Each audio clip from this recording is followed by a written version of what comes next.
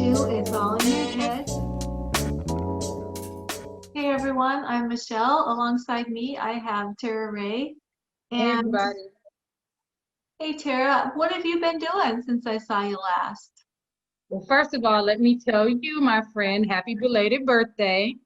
Thank I you. will not say how old you are, but people wouldn't believe it once you told them. So, what kind of things do you do to keep looking so youthful, ma'am?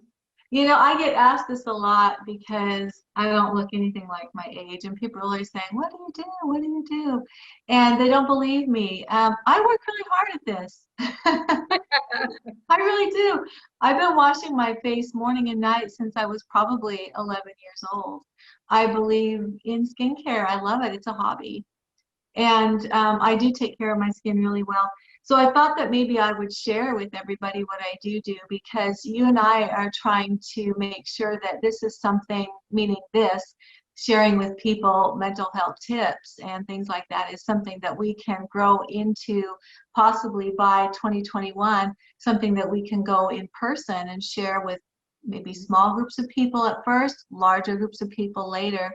In order to do that, we want to make sure that we have the funds to do that. So I'm going to go ahead and share the website where you guys can get the skincare that I use to be able to do this.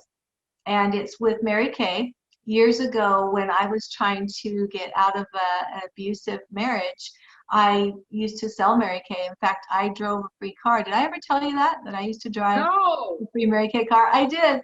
Now they That, call it a free car, but actually it's a lease, and the Mary Kay company pays the lease for you based on how much you sell. You know, that's how that works.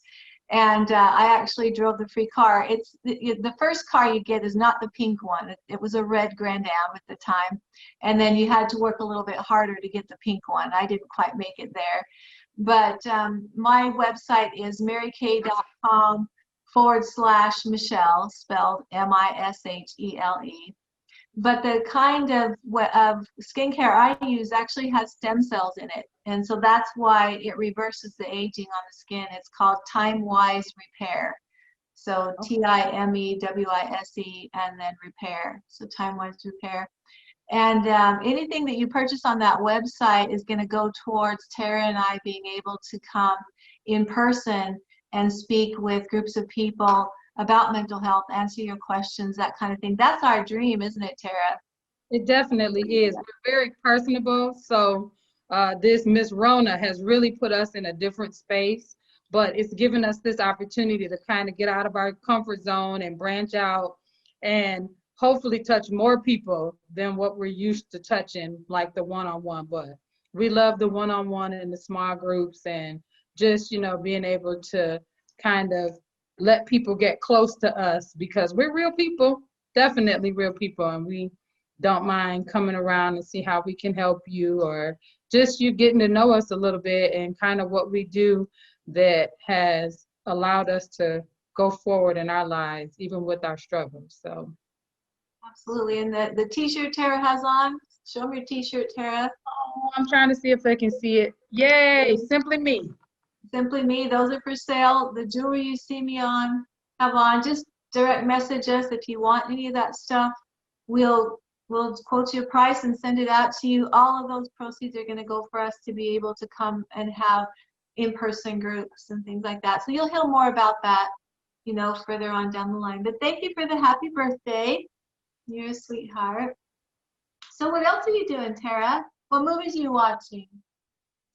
I have been kind of stuck in my time warp blast from the past and watching some of my favorites. As I said before, I'm a sci-fi, fantasy kind of geek nerd person. And so I've been watching all of the Men in Blacks. I've even watched the new one, and it's pretty good, even though Will Smith isn't in it.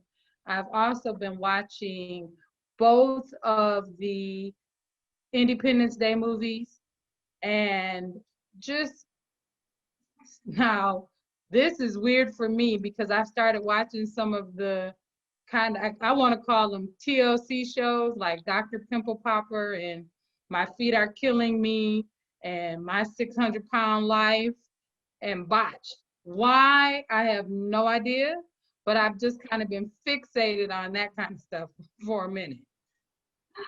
Fantastic. That's funny. I was telling you earlier, I like to watch like emergency call. I was telling you about how fascinating that is with those people that take emergency calls. There's like 250 million calls a year to 911. Can you Okay. imagine that? And I guess it's been a lot higher during coronavirus too, probably because people are far too close to family during coronavirus, Mhm. sadly. Whoa. I Okay. know. I mean, psychologically speaking, that's kind of sad, but that's what's been That kind of thing. happening. And you know, my husband works for Delta, and surprisingly, I got kind of interested in these airline disaster films. I don't know why these these episodes of airline disasters from way back when started it became very fascinating.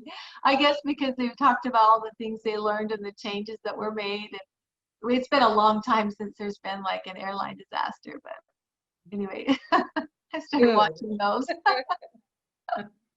I don't know. I guess I think I'm invincible or something. I don't know. And you fly a lot. How I can you do, we fly like do. that and then watch all those airline disaster movies? Denial, you know, I just have a great sense of denial. I don't know. You know, for some reason, airplanes, because before I became a counselor, I actually worked for an airline. I think we talked about that. And I was a trainer for Continental Airlines for most of the 90s. And in fact, it was 9/11, 2001 that happened, and I got laid off. And it was President Bush at the time that gave all airline employees 2 years of unemployment. And I thought, well, the airline industry is just never going to be like it was, because I was making enough money at the time to support. I was a single mom with 5 children, and I was supporting those 5 children on my income. And that's how good the airline industry was at the time. And I thought it's never going to be the same. And so I went back to school and got my master's degree with that 2 years of unemployment. And so that's what led me, some of what led me into the airline industry back then. And so I've always been fascinated with airplanes and airlines and how they run and all that stuff. So it's been a long-standing love affair with airplanes. So. I want to get up and get down. That's it. That's all I want to do with the airline. That the minute the plane leaves the ground, I get this rush in my stomach. I love it. Yours is a rush. I don't want to say what mine is. I get it. It is good. And I No, know they're that's probably it. saying, I how love do it. they have time to do all this reading and watching TV and all of that kind of thing? And when do they sleep? But I think just traditionally for both of us, we find ways to stay busy, even in our downtime and just in the time that we use to take care of ourselves, which is also really important. Well, I think that self-care was something I had to focus on a lot recently because I definitely had went through a period of time where I wasn't doing well for a little while because I let my self-care go, and I had to start focusing on it and doing something for self-care intentionally every day. And if that meant, you know, reading a book, watching a movie, whatever it was, I had to do it intentionally so that I was taking care of me, or making jewelry, which is my hobby. I had to do something, uh, you know, so that I'd make sure I was taking care of me. So that's how I had time. It Mhm. was And I intention. think too, just when you bring that up, it's important that, especially during this time where everybody's isolated or quarantined or you have less time, you know your friends. And I know Michelle, and I could tell in our communication that she was struggling a little bit. And I don't believe I did as good enough a job as I should have in reaching out. So I want everybody to just be thinking about that. You know your friends and family, you know your loved ones. If you see even a subtle change, just reach out. You know, I have a friend who posted, and it was a mental health type of quote, but it said something about make sure you check on your strong friends. And that kind of resonated with me because, you know, I knew, and I told Michelle after the fact when we had a discussion that I kind of knew.